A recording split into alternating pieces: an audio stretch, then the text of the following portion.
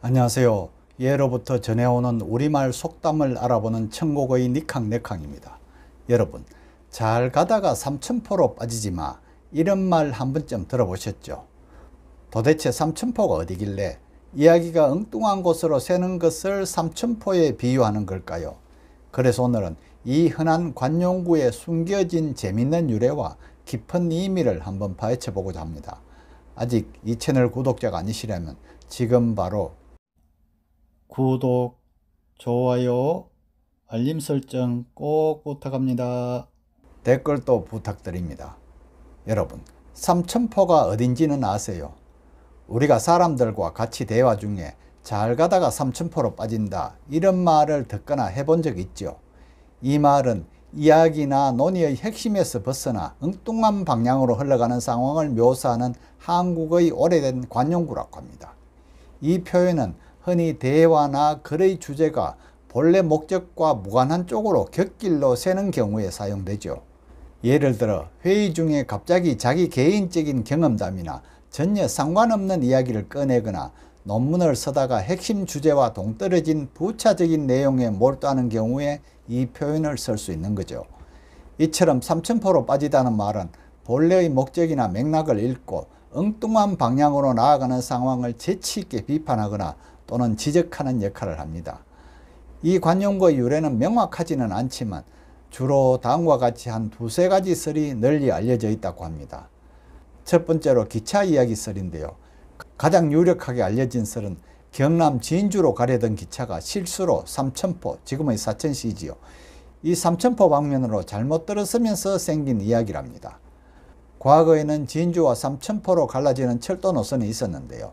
한 규간사가 졸거나 착각하여 진주행 기차를 삼천포행으로 잘못 운행했다고 합니다. 이로 인해 기차에 타고 있던 승객들이 목적지인 진주가 아닌 엉뚱한 삼천포에 도착하게 되었는데요. 이 황당한 사건이 사람들의 입소문을 타고 퍼지면서 삼천포로 빠지다라는 말이 길을 잘못 들거나 엉뚱한 곳으로 가다라는 의미로 사용되기 시작했다는 것입니다. 이 썰은 논리적으로는 그럴듯하여 많은 사람들에게 신빙성을 얻고 있지만 실제로 삼천포까지 이어지는 기차 노선이 공식적으로 존재했는지는 명확히 확인되지 않았다는 반론도 있습니다. 다음 두 번째로 진주와 삼천포 간 백길 이야기 썰인데요. 이 썰은 백길과 관련이 있죠. 과거에는 진주에서 삼천포로 가는 백길이 있었는데요. 이 백길이 매우 험하고 복잡했다고 합니다.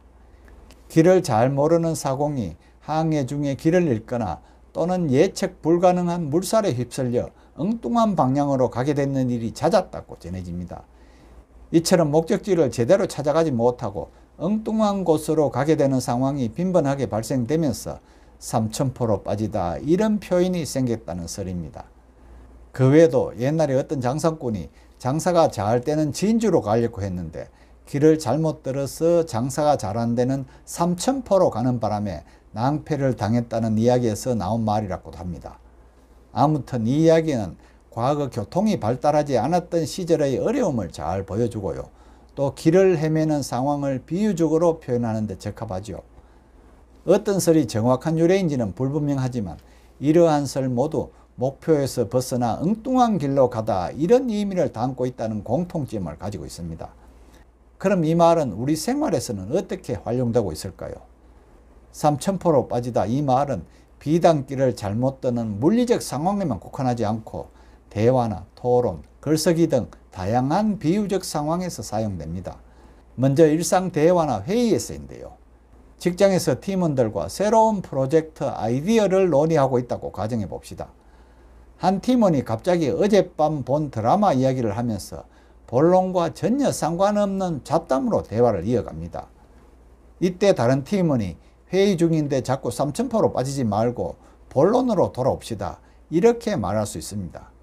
이는 대화의 초점을 다시 본래의 목적인 프로젝트 논의로 돌리려는 의도로 매우 효과적인 지적이라고 할 수 있죠.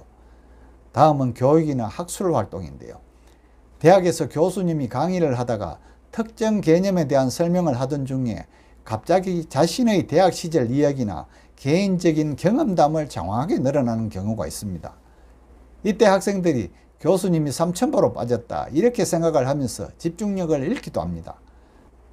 마찬가지로 학생들이 과제를 하거나 논문을 쓸 때 또는 핵심 주제를 벗어나 부차적인 내용에 지나치게 많은 시간과 분량을 할애하는 경우에도 논의가 자꾸 3,000%로 빠져서 방향을 잡기 어렵다.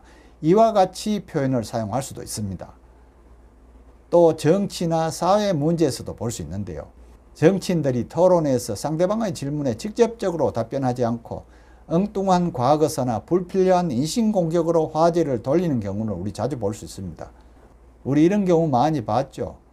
기자가 질문하면 동문서답 하잖아요. 이럴 때 언론이나 일반 대중은 핵심 질문을 회피하고 3,000%로 빠졌다 이렇게 비판을 합니다. 이는 상대방의 논리를 흐트러뜨리거나 본질을 회피하려는 의도적인 전략으로 사용될 수 있고요.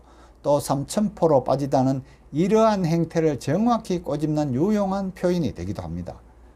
마지막으로 자기 성찰에도 많이 활용되는데요. 개인의 삶에서도 이 표현은 유용하게 쓸 수도 있습니다.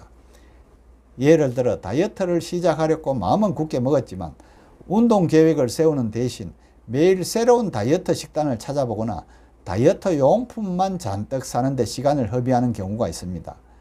이때 우리는 스스로 다이어트라는 목표에서 자꾸 3,000%로 빠지고 있구나 이렇게 생각하면서 자신의 행동을 반성할 수도 있습니다.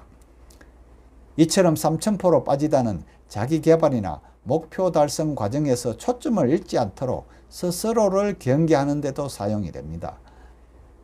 또한 이 속담은 현대사회의 너무 많은 정보와 자극들이 우리의 주의를 분산시키고 우리가 진정으로 집중해야 할 핵심을 흐리게 만듭니다. 3,000%로 빠지다는 이러한 환경에서 본질에 집중하고 핵심을 놓치지 않는 것이 얼마나 중요한지를 강조해주고 있습니다. 이는 복잡한 문제 해결이나 효율적인 업무 수행 그리고 개인적인 목표 달성 모두의 필수적인 능력이라고 합니다. 끊임없이 곁길로 새는 삶은 결국 어떤 목표도 달성하기 어렵게 만듭니다. 3,000%로 빠지다는 우리가 목표를 향해 나아가는 과정에서 자기 성찰의 시간을 갖게 합니다. 우리는 내가 지금 어떤 길로 가고 있는지 혹시나 엉뚱한 곳에서 헤매고 있지는 않은지 스스로에게 질문하면서 집중력을 다져볼 수 있습니다. 이는 복잡하고 산만한 현대사회에서 성공적인 삶을 이끄는 데 필수적인 자기관리 능력입니다. 결론적으로 3,000%로 빠지다는 단순한 지리적 실수를 넘어서 삶의 다양한 영역에서 본질을 잃고 헤매는 우리를 재치있게 꼬집는 깊은 통찰을 담고 있는 표현입니다. 이는 우리에게 항상 목표를 잊지 말고 핵심에 집중하라는 중요한 메시지를 전달하고 있습니다. 이젠 여러분도 누군가 3,000%로 빠질 때 혹은 스스로가 곁길로 새고 있을 때 이 말을 떠올리며 초점을 바로잡아야겠죠. 끝까지 시청해 주셔서 감사하고요. 다음 영상에서 더 재밌는 이야기로 돌아오겠습니다.